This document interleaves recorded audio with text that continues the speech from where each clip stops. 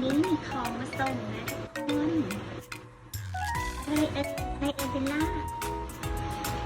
อยากรู้ไหมลูกอะไรมาแล้วจ้าเบลล่าจ๋านี่นะคะทุกคน